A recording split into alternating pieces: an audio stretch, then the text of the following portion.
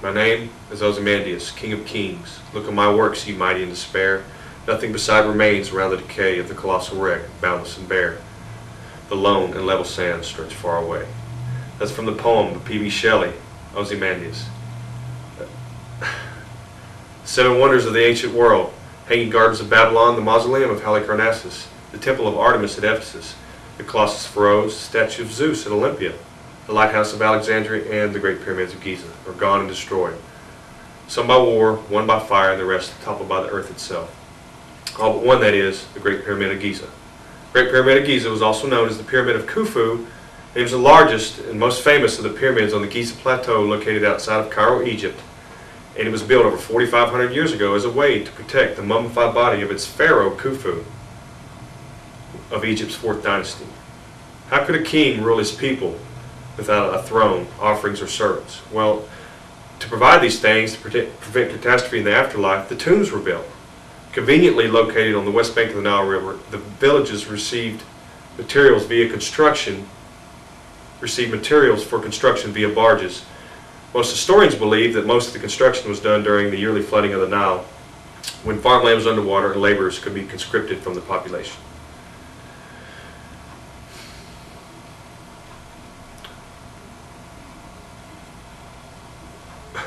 Contrary to popular belief,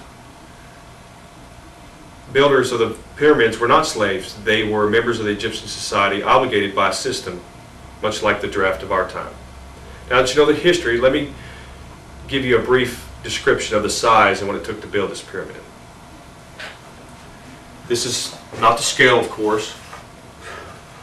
The pyramid stood 481 foot tall, about almost 50 stories. Its base covered 13 acres. It was almost a perfect square, which would be a hard feat to accomplish today.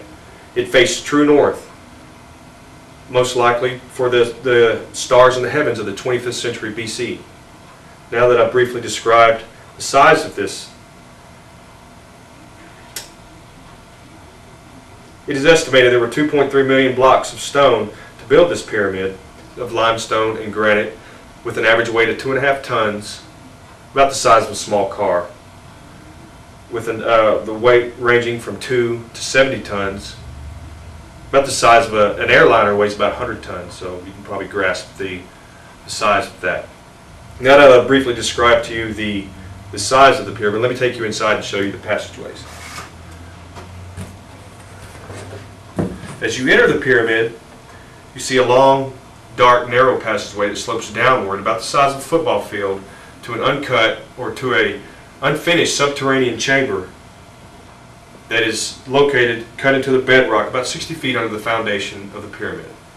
Back up, descending to the ascending passageway, and after you travel upwards about 100 feet of limestone, you reach a junction that leads into the Queen's Chamber that is lined with fine limestone. It's the smallest of all the chambers, and it has a gabled roof, which was a sign for female in those days.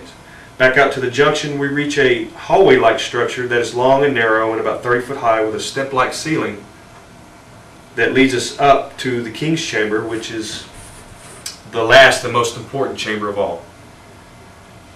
It is walled with granite, the only room that has granite, and it has a flat ceiling, and it has 2 air ducts on the north and south wall that lead to the exterior, probably for the afterlife, for his spirit to leave the pyramid to go to the afterlife.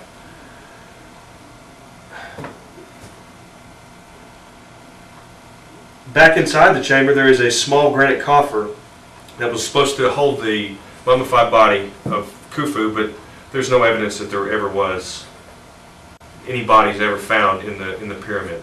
There are many more passageways and dark chambers to be discovered one day inside this pyramid. That brings me, in conclusion, to an Arab quote that says, "Man fears time, yet time fears the pyramids." That Arab quote captures the timelessness and hints at the mystery that has captivated the hearts and minds of so many. From Herodotus to Shelley, from Napoleon to Twain, people of all lands and languages have looked across centuries in wonder at this, the Great Pyramid of Giza. Thank you.